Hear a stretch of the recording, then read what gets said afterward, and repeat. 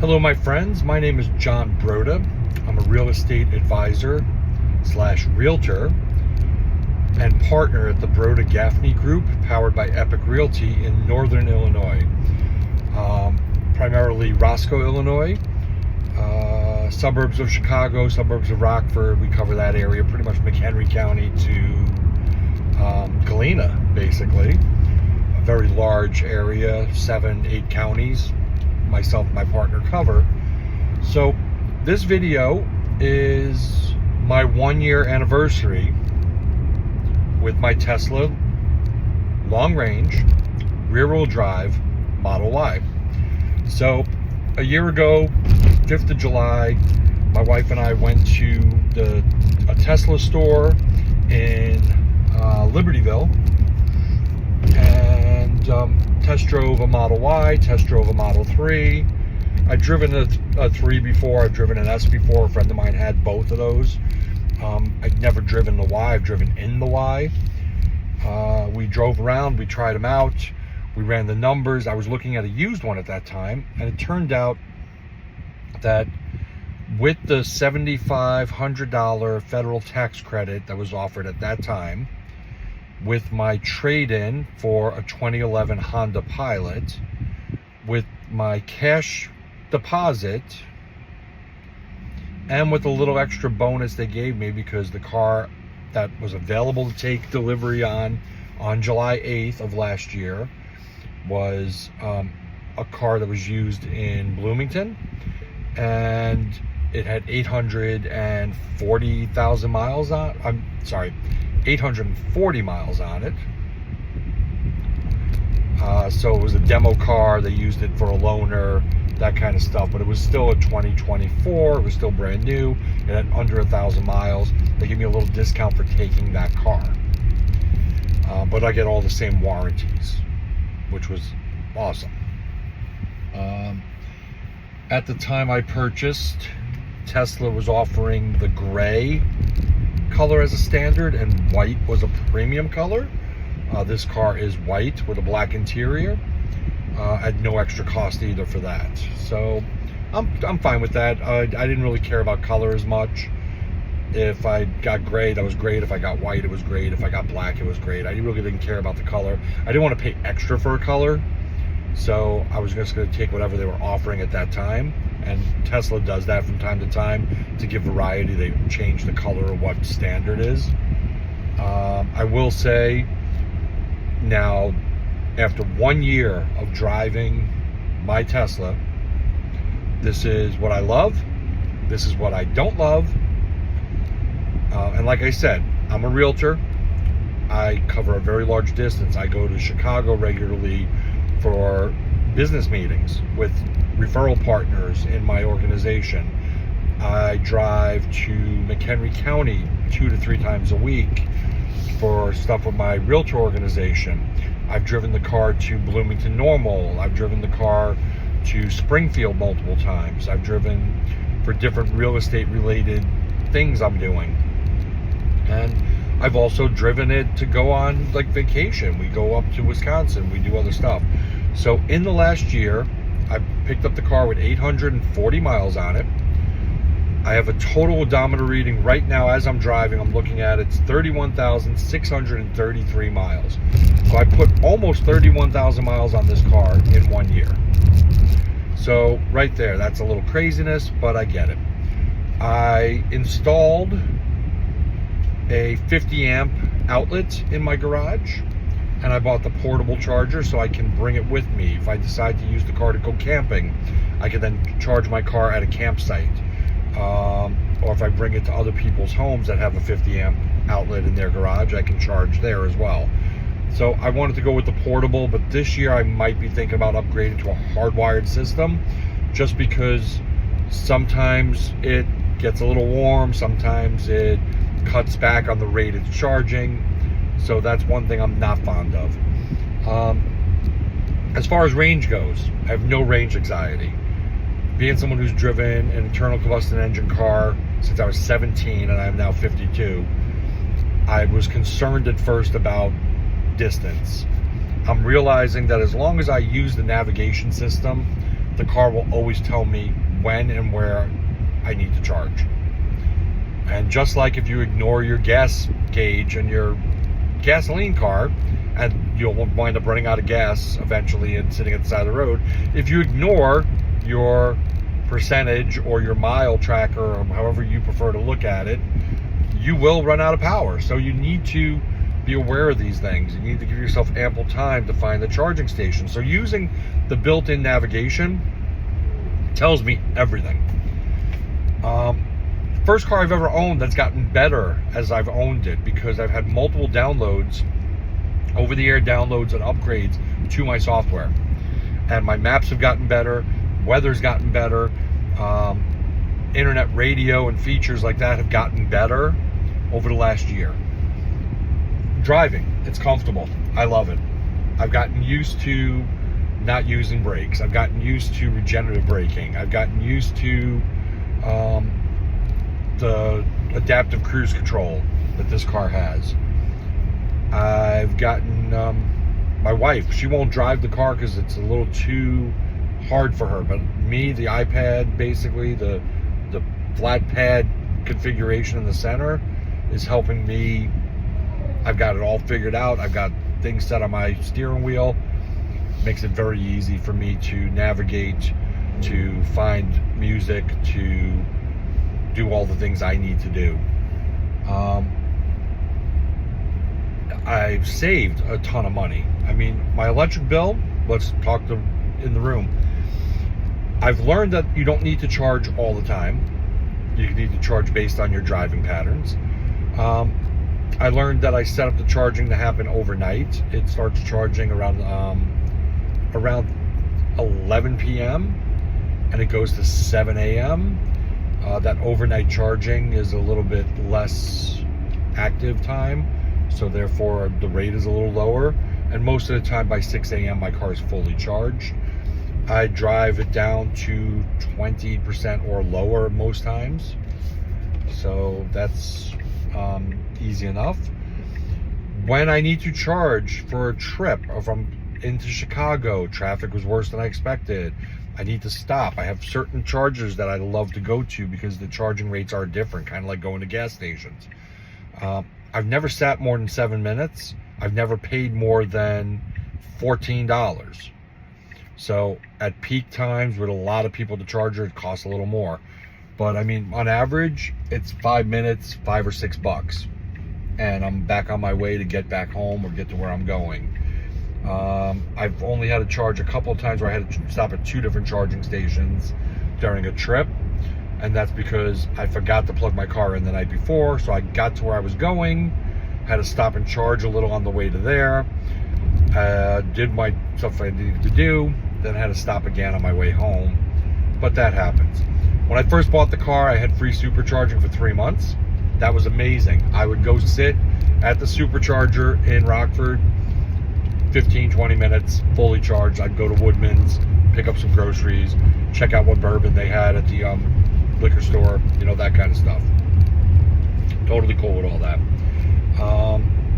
Just good times. I mean, I'm enjoying the car. Storage for as a realtor. My yard signs, I got to put down the back seat, so I don't get to put the signs across the back. It's a little narrow with the size of the signs I have, but if I went with a smaller sign, it would probably be fine. I love the leather seats. I love the heated seats. I love that the car's warm when I get into it. I love that I can put the car on air conditioning and vent it and have it colder when I'm ready to get in on the summer. That all does use power, but not an issue. I've not had issues with major drop-off. In the cold, it does burn a little more energy in cold weather, but I mean, I'm not seeing that big of a difference. And mileage drop-off, I mean, I use the percentage now. I got used to using it just like a cell phone. I will say I used to use miles, and yeah, there was a slight drop-off. I mean, it would start off where originally I was getting like 248 to 254 miles at 80%. Now it averages right around 240. So, I mean, there is a slight drop off, about 8 to 10 miles. But again, it's based on the way I drive too. So that would make a big difference, obviously, in your miles. What else?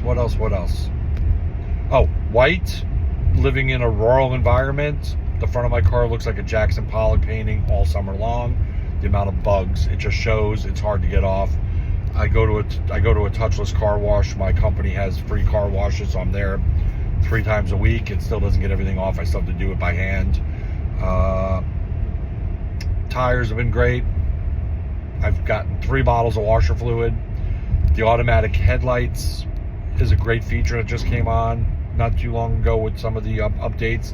So it basically runs with the brights on most of the time and then cuts off when it needs to. Automatic wipers. I use all the automatic features, and the car basically does everything I need it to do. I do not have full self-driving. I've gotten trials of full self-driving multiple times since I bought the car, and I love the feature. I just don't feel justifying, you know, the expense to buy it up front, one, or the $99 a month to use it. Now, granted, I could buy it for a month, use it for a month, shut it off. I would totally say if you have a long distance trip coming up, it might be something worth doing because it does help with driver fatigue when it drives itself. But on the same note, like right now, I just turned on my adaptive cruise control. It will keep me in lane. It will steer for me. I don't need to hold the wheel. It'll tell me to touch the wheel every now and then because this does not use the camera like the full self-driving does. But the car's driving itself right now on a road. And I use this feature quite often when I'm driving back roads. Other than that, I love the car. As a realtor, people see it, they think it's, you know, it's not an expensive car. I went out the door. That's the other thing. I bought this car out the door for $39,000. Brand new, 800 miles on it. So, I mean, that was with the tax credit, obviously, which was instant. They took it off the price. That was with, I mean, I only got like a couple of grand off for my trade-in, and I only gave them a couple of grand in cash, you know, to get to like a $4,000 down payment on the car, plus the $7,500 tax credit came off. It was $39,000 out the door, and then I did some creative financing in the next few months, and I wound up paying the car off in full. So I own the car outright now. I'm not making payments.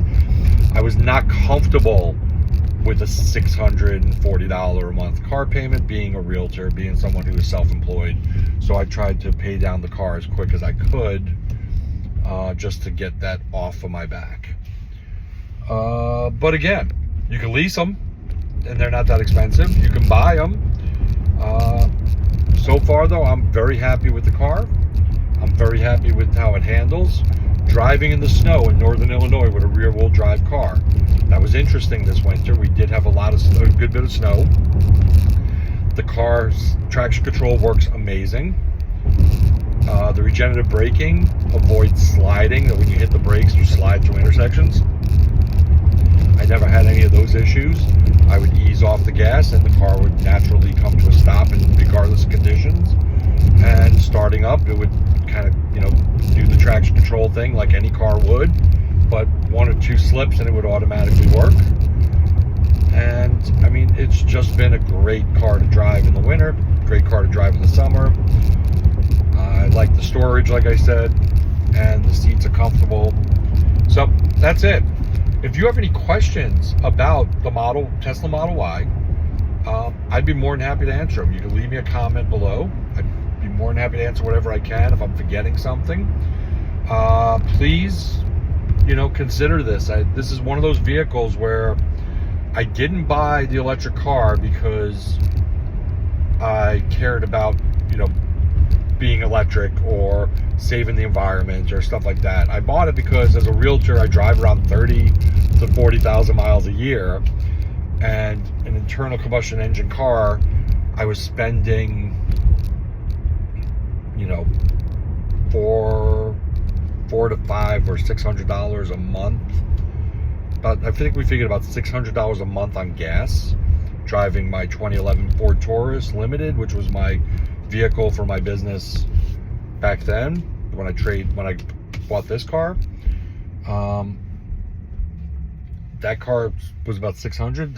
The electric on this, plugging it into my house, has raised my electric bill about $150 a month.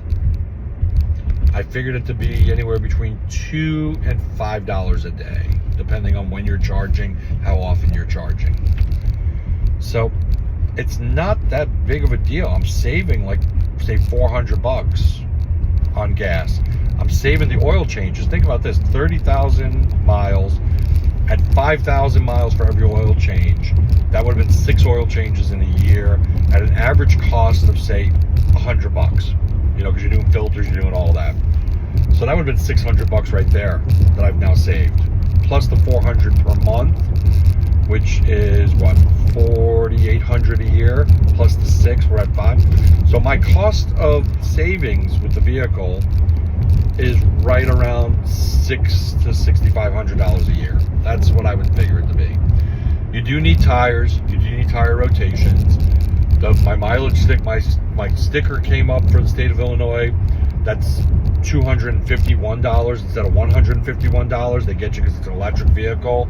They know you're not paying a gas tax. That's just what it is. So I don't know what else to say. This is a 17, 18, 20 minute video, whatever, but I'm very happy with it. I think I've saved some money. I think I made a good choice buying this car. I had myself and 4 other real estate professionals in this car when we were in Bloomington Normal just a few months back, driving the dinners, doing everything. Everybody was very comfortable in the car. Everybody enjoyed the ride. They were few people that were anti-electric vehicle are reconsidering it now after driving the car and seeing the features in the car. So my suggestion to you is, if you're thinking about an electric vehicle of any model, any brand, I would say check them all out and test drive them all and see which one fits your needs and your budget best. For me, it was the Model Y. I'm telling you now, I'm already thinking, I know I bought this one and then they came out with the new body type the following year, but this is a great car. I'm going to drive this until basically the wheels fall off it, because it keeps getting better with age. And then I'd probably look to get another Model Y. It's exactly the type of car I need to suit my lifestyle, my needs, and my business. So with that, my name is John Broda. Like I said, a real estate advisor with the Broda Gaffney Group, powered by Epic Realty. I am based in Roscoe, Illinois, northern Illinois, so Winnebago County, just north of Rockford, about an hour from Chicago. And my partner Elizabeth and I do real estate in McHenry, Winnebago, Boone, Ogle, Stevenson, Joe Davies, Carroll, and DeKalb counties, a little bit of northern Kane County. So if you need a home, if you want to sell a property, buy a property, you're looking to move into Illinois or out of Illinois, let me and my partner be a resource for you. You can reach me at brodagaffney.com. And other than that, have a great summer day. I mean, it's July 8th. It's 75 degrees in northern Illinois, and it's a beautiful day today. 1 year with the car. I will give you a 2-year update 1 year from now, but until then, drive safe. And I hope this was informative. And like I said, if you have any questions, drop me a comment.